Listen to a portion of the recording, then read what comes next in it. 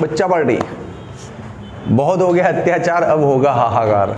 Exercise का 12.7 from the chapter atom. कब से पढ़ रहे हैं यार आज, तो अब इसको खत्म करो, ये आखिरी समय आज का।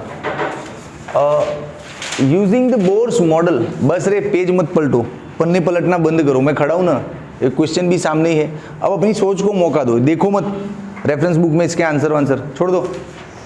Using the Bohr's model calculate the speed of electron in a hydrogen atom in 1, 2 and 3 levels.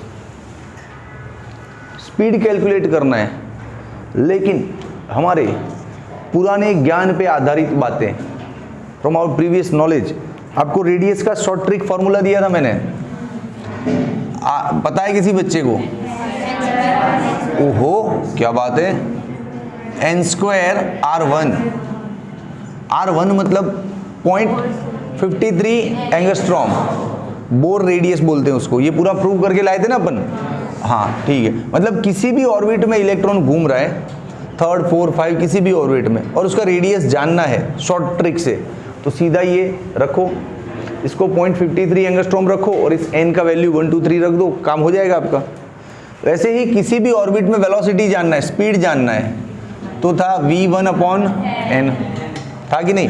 अब देख यहाँ पे जानने वाली बातें, ये R1 का तो वैल्यू हमको ज़्यादा याद रह जाता है क्योंकि बहुत बार पढ़ लिया इस चैप्टर में, 0.53 एंगस्ट्रॉम, जिसको हम बोर रेडियस भी बोलते हैं ना।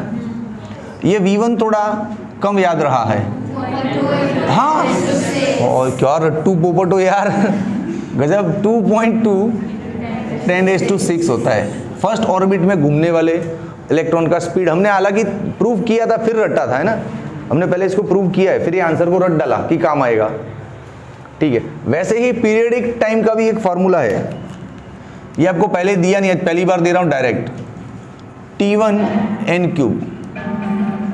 अब इसका T1 क्या होता है वो मेरे को नहीं पता है, तो अभी प्रूव करके लाएंगे कुछ ना कुछ।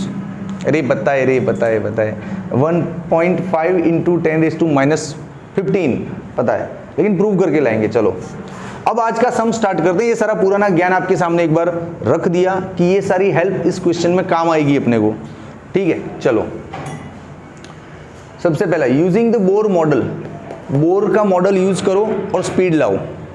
अब स्पीड का कोई पर्टिकुलर फॉर्मूला अपन ने रटा तो है नहीं, तो चलो बोर के मॉडल से जाते हैं और स्पीड का फॉर्मूला लाते हैं, पहले फॉर्मूला बनाते हैं, है ना। तो segment A, according to Bohr's model, Bohr के मॉडल के अकॉर्डिंग हम ये फार्मूला ले सकते हैं, L = NH/2π। L मतलब एंगुलर मोमेंटम, एंगुलर, हाँ वेरी गुड, MVR, डन, ठीक है। तो बन गया रे स्पीड का फॉर्मूला ये, लेकिन अरे यार ये R परेशान करेगा। रेडियस का कोई फॉर्मूला डायरेक्ट याद है आपको इस चैप्टर में? बोर मॉडल के अकॉर्डिंग 50 बार याद किया है, डूब मरो। n², हाँ, πmze²। अब मैं बोल रहा हूं कि πmze², लेकिन z लिख नहीं रहा हूं क्योंकि हाइड्रोजन के लिए z क्या होता है? 1, NH/2π। इन सबको कैंसिल करो, देखो वेलोसिटी मिल गया यहाँ पे, स्पीड का फंडा आ गया अपने हाथ में, पाई कैंसिल, m कैंसिल। अब तो ये एक n गया, एक h गया, तो वेलोसिटी क्या है? इधर कुछ बचा नहीं भाई, नीचे 2 बच गया, ये n और h यहाँ आ गया, एप्सिलॉन भी आ गया, ये e² ऊपर गया ना, तो ये आ गया वेलोसिटी का फॉर्मूला nth ऑर्बिट के लिए। कहाँ? nth ऑर्बिट के लिए। अब आपको फर्स्ट ऑर्बिट के लिए लाना है, तो देखो फॉर्मूला था Vn = e²/2h∈0 × n।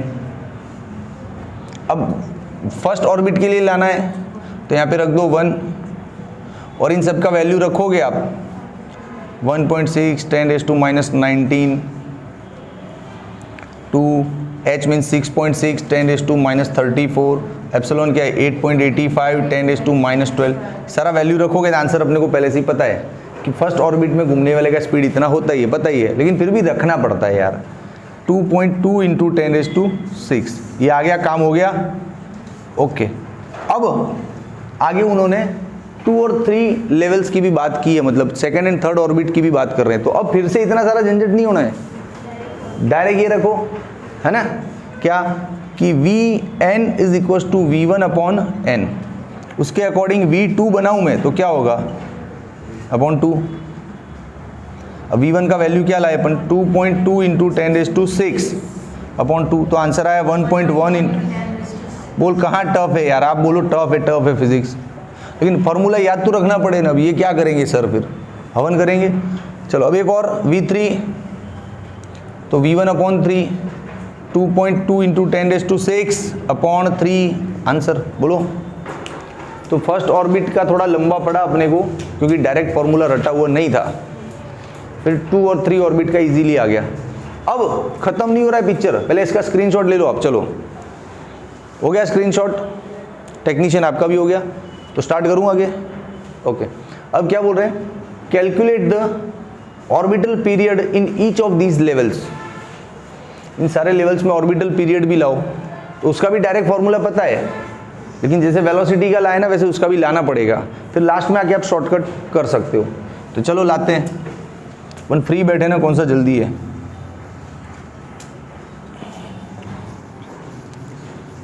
इजी है रे, ये सब बहुत इजी चैप्टर है। एटम, न्यूक्लियस ये लास्ट में रखे ही है इसलिए कि 12 महीने मजे किए, अब पास करना है इस बार अपने को। टाइम पीरियड का तो खुद का ही फॉर्मूला है ना, टाइम मतलब डिस्टेंस अपॉन स्पीड। अब एक सर्कल पूरा करेगा तो डिस्टेंस क्या लेगा 2πr, और स्पीड क्या होगा v, है कि नहीं, है कि नहीं। अब मान लो यहाँ पे n लगाता हूँ, तो इधर भी n इधर भी n, हो गया काम। अब थोड़ा देखो, दिमाग का गेम है भैया। Rn ये उठा लो, n² r1, हाँ तो ट्रिक तो लगाना पड़ेगा ना, r1 इंटू n²। अब Vn के लिए ये लगा लूँ V1/n, V1/n। तब आप गौर से देखो, ये 2πr1 अपॉन V1, और ये n गया ऊपर तो हो गया n³। अच्छा, इसको हम T1 बोल सकते हैं, है ना, तो ले लो सबसे पहले T1। T1 is 2πr1 upon V1, और सारी वैल्यू पता है, 2, 3.14। ये R1 का वैल्यू क्या होता है, हाँ पता है, वेरी गुड, 0.53 एंगस्ट्रॉम। हाँ तो एंगस्ट्रॉम में मीटर के लिए -10 लगाना पड़ेगा ना। V1 अपने को पता है 2.2 इंटू 10⁶। ये सारा करने पे आपका T1 आएगा कुछ 1.5, देख लेना, मैं अप्रोक्सीमेट लिख रहा हूँ जो याद है उसके बेस पे, बराबर आ रहा है 1.5 इंटू 10⁻⁻15 है, 16 है, देख पता पक्का, ओके 16 ले लो, देख लेना, कैलकुलेटर लगा के कंफर्म कर लेना। अब बात करते हैं, इसी फॉर्मूले को आगे लेके जाते, देखो कि ये हो गया अपना T1, ये हो गया n³, है कि नहीं। तो चलो Tnth orbit is T1 into n³, ये वाला फॉर्मूला आ गया ना, प्रूव हो गया। अब यहां से खेल खेलो भैया,